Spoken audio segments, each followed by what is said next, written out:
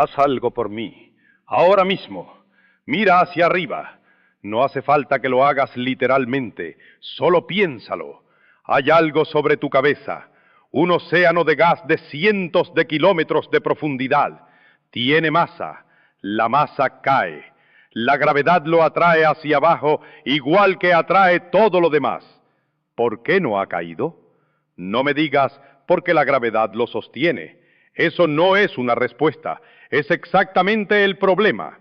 La gravedad es la fuerza que debería hacerlo caer. Decir que la atmósfera se sostiene gracias a la gravedad es como decir que un río no llega al mar gracias al agua. La gravedad tira, siempre tira, y sin embargo, ahí está el cielo, exactamente donde lo dejaste ayer. Eso merece una explicación real. Y la explicación real es más extraña, más conectada, más extraordinaria de lo que cualquier respuesta corta sugiere. Empecemos por destruir la respuesta que probablemente tienes. La imagen que casi todo el mundo tiene es esta. La atmósfera se mantiene en su lugar por la gravedad terrestre que la envuelve y la retiene. Punto. Explicación cerrada. No, eso no explica nada. Nombrar la fuerza responsable no es lo mismo que explicar el equilibrio. Si la gravedad simplemente retuviera la atmósfera, el aire estaría aplastado contra el suelo, comprimido en una capa densa y fina, con el espacio vacío empezando unos pocos metros sobre nuestras cabezas. Pero no lo está. La pregunta correcta no es ¿qué sostiene la atmósfera?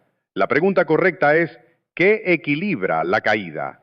Y la respuesta está en algo que no puedes ver, pero que está ocurriendo en este momento exacto alrededor de ti, a través de ti, en cada centímetro cúbico del aire de esta habitación.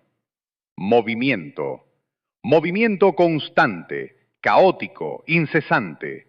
Cada molécula de nitrógeno y oxígeno en este cuarto está viajando a cientos de metros por segundo. No en una dirección, en todas las direcciones. Chocando con otras moléculas, rebotando, cambiando de dirección, chocando de nuevo. Billones de colisiones por segundo en cada centímetro cúbico. Un caos de una escala que es casi imposible de visualizar. Y ese movimiento, ese caos molecular, genera presión. Presión que actúa en todas las direcciones simultáneamente, incluyendo hacia arriba. La temperatura que sientes no es otra cosa que esa velocidad molecular. Cuando dices que algo está caliente, estás diciendo que sus moléculas se mueven rápido. Cuando dices que está frío, se mueven lento. La temperatura es energía cinética molecular, nada más, nada menos. Y aquí está la conexión que lo une todo. Esa energía cinética, ese movimiento molecular frenético, viene del Sol. El Sol calienta la atmósfera, directamente e indirectamente. Y ese calor es el movimiento que mantiene las moléculas dispersas, expandidas, resistiendo la compresión gravitacional. En cada punto de la atmósfera hay un equilibrio, llamado equilibrio hidrostático, donde el gradiente de presión hacia arriba equilibra exactamente el peso de todo el aire que hay encima de ese punto. No es un equilibrio estático, como una roca sobre una mesa. Es un equilibrio dinámico, recalculado en cada milímetro, sostenido por el movimiento de partículas que nunca se detienen.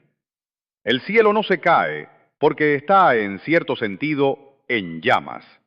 No en llamas de fuego, en llamas de movimiento molecular. Y ese movimiento es calor.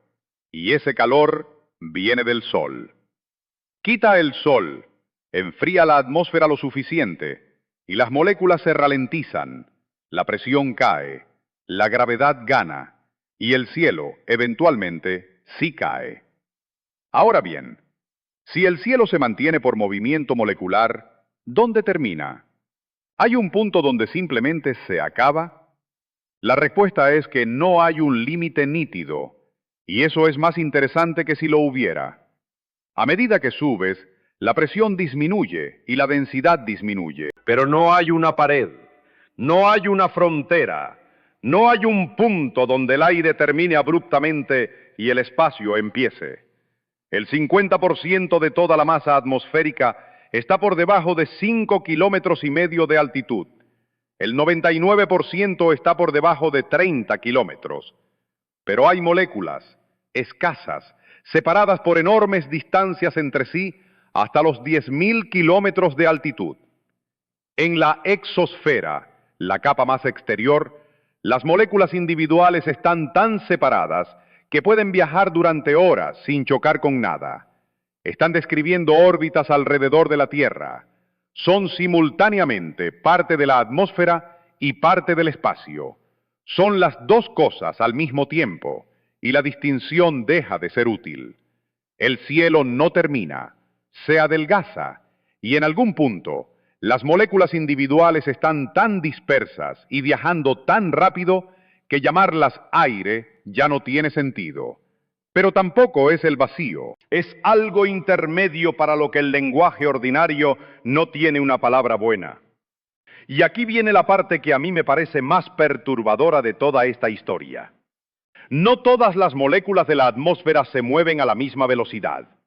Hay una distribución, la distribución de Maxwell-Boltzmann, que describe la variedad de velocidades en cualquier gas a una temperatura dada. La mayoría de las moléculas se mueven cerca de la velocidad promedio, pero hay una cola en la distribución.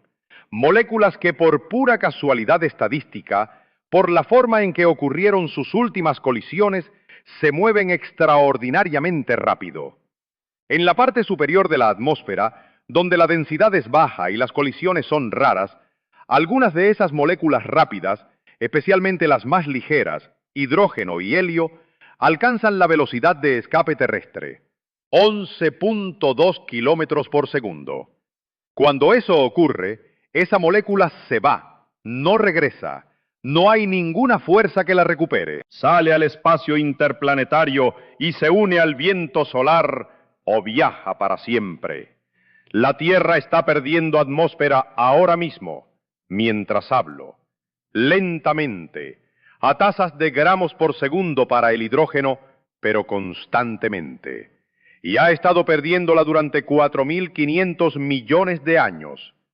Entonces, ¿por qué todavía tenemos atmósfera? Porque el sistema tiene fuentes además de fugas, volcanes que liberan gases del interior de la Tierra, impactos de cometas y asteroides que traen moléculas, procesos geoquímicos que liberan gases desde las rocas. La atmósfera no es un depósito sellado que se vacía lentamente, es un flujo, con entrada y salida simultáneas, en un balance que ha mantenido condiciones habitables durante miles de millones de años. Y ahí está la pregunta que hace que Marte importe. Marte tenía atmósfera. Hace 3 o 4.000 millones de años, Marte tenía presión atmosférica suficiente para agua líquida en su superficie. Había ríos, quizás lagos, quizás condiciones para que algo viviera. Hoy, la presión atmosférica en Marte es el 0,6% de la terrestre, prácticamente nada. Si estuvieras en la superficie marciana sin traje, el agua de tu sangre herviría, no de calor, de falta de presión. ¿Qué pasó? Marte perdió su campo magnético. No se sabe exactamente cuándo, ni exactamente por qué.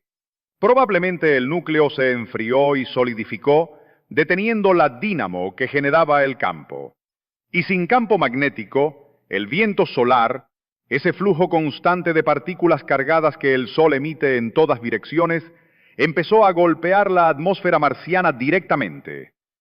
Las partículas cargadas del viento solar, sin un escudo magnético que las deflecte, interactúan con las moléculas de la atmósfera superior y las arrancan, capa por capa, molécula por molécula, durante millones de años, hasta que lo que quedó fue casi nada. La Tierra tiene un campo magnético. Lo genera su núcleo, hierro y níquel líquidos, en rotación, creando corrientes eléctricas que producen un campo magnético que envuelve el planeta. Ese campo deflecta el viento solar, lo curva alrededor de la Tierra, creando una burbuja de protección llamada magnetosfera. Sin esa burbuja, el viento solar erosionaría nuestra atmósfera igual que erosionó la de Marte. Y aquí está la conexión que me sigue pareciendo extraordinaria cada vez que la pienso. El cielo azul sobre tu cabeza existe porque el centro de la Tierra está líquido y girando. No es metáfora, es física directa. Núcleo líquido, dinamo magnética, magnetosfera, atmósfera protegida, cielo. Si el núcleo se enfriara, en escalas de tiempo geológicas, miles de millones de años en el futuro, el campo magnético se debilitaría, el viento solar comenzaría a erosionar la atmósfera y el cielo, lentamente, sobre escalas de tiempo que ningún ser humano vivirá para ver, desaparecería. Y ahora hay algo sobre el color del cielo que casi todo el mundo cree entender y casi nadie entiende realmente. El cielo es azul. ¿Por qué? He escuchado la respuesta equivocada tantas veces que ya no me sorprende. ¿Refleja el color del mar? No, completamente falso. El mar es azul porque refleja el cielo, no al revés. Es circular y es incorrecto. La respuesta correcta se llama dispersión de Rayleigh y es elegante. La luz del sol es blanca. Blanca significa que contiene todos los colores del espectro visible, viajando juntos. Cuando esa luz entra en la atmósfera, empieza a chocar con las moléculas de nitrógeno y oxígeno. Las moléculas pequeñas, y el nitrógeno y el oxígeno son muy pequeñas comparadas con la longitud de onda de la luz visible, dispersan la luz de longitud de onda corta con mucha más eficiencia que la de longitud de onda larga. El azul tiene longitud de onda corta, el rojo tiene longitud de onda larga. Resultado, el azul se dispersa en todas las direcciones. Donde quiera que mires en el cielo, excepto directamente al sol, ves azul que llegó a tus ojos después de rebotar en moléculas de la atmósfera. El cielo entero es una fuente de azul dispersado. El rojo, en cambio, viaja más recto, no se dispersa tanto, sigue la dirección original de la luz solar con más fidelidad. Y eso explica el atardecer. Cuando el sol está en el horizonte, su luz tiene que atravesar mucho más atmósfera para llegar a tus ojos que cuando está en el cenit. Mucho más atmósfera significa mucha más dispersión. Para cuando la luz llega a ti, el azul ya se dispersó en 1000 direcciones, ya no está en el rayo directo. Lo que queda es rojo y naranja, y los colores cálidos que hacen que los atardeceres sean lo que son. El amanecer y el atardecer son la demostración más accesible de física de longitudes de onda que el universo ofrece, gratis, cada día, a cualquiera que mire. Y ahora llegamos a la pregunta que ninguna de las anteriores responde, la que me parece más abierta y más interesante. ¿Por qué tenemos esta atmósfera y no otra? La composición actual, 78% nitrógeno, 21% oxígeno, trazas de argón y dióxido de carbono y todo lo demás, no es inevitable. No es el único resultado posible. No es la atmósfera que siempre ha existido. Hace 4.000 millones de años, la atmósfera terrestre era completamente diferente. Metano, amoníaco, dióxido de carbono, sin oxígeno libre. Una atmósfera en la que nada de lo que hoy llamamos vida compleja podría sobrevivir ni un minuto. Hace 2.400 millones de años ocurrió algo que cambió todo. Bacterias, cianobacterias, que habían desarrollado la fotosíntesis, empezaron a liberar oxígeno como subproducto metabólico. No tenían intención, no había diseño, era simplemente química que producía un desecho. Ese desecho era oxígeno, y el oxígeno era venenoso para casi todo lo que vivía entonces. La gran oxidación fue la primera extinción masiva de la historia de la vida. La mayoría de los organismos que existían no podían tolerar el oxígeno. Murieron por miles de millones. Y el oxígeno siguió acumulándose. Y con él, eventualmente, surgieron formas de vida que no solo toleraban el oxígeno, sino que lo usaban. La respiración aeróbica, que libera energía mucho más eficientemente que la fermentación anaeróbica, permitió la aparición de organismos más grandes, más complejos, más energéticamente activos. Nosotros somos el resultado accidental de un envenenamiento masivo que ocurrió hace 2.400 millones de años. Mira Venus, presión 90 veces la terrestre, temperatura de 465 grados, nubes de ácido sulfúrico. Mira Titán, nitrógeno denso con lluvia de metano líquido. Mira Júpiter, bandas de hidrógeno y helio con tormentas del tamaño de la Tierra que llevan siglos sin detenerse. Cada planeta con atmósfera tiene la suya, cada una es el resultado de su historia particular, su tamaño, su distancia al Sol, su geología, su biología, si la tiene. No hay una atmósfera por defecto, hay resultados de procesos, y no sabemos, honestamente no sabemos, cuántas combinaciones atmosféricas en el universo permiten vida compleja. No sabemos si la nuestra es común o extraordinariamente rara. Hay hipótesis, hay modelos, hay búsquedas activas de atmósferas en exoplanetas con telescopios que miden la composición química de gases a miles de años luz de distancia. Pero la respuesta completa no existe todavía. Y ahora quiero que pienses en algo mientras esto termina. Cada respiración que das es el punto de llegada de un proceso de una complejidad casi incomprensible. No estás respirando aire, en el sentido de una sustancia simple y dada. Estás respirando el producto de 4.500 millones de años de historia planetaria.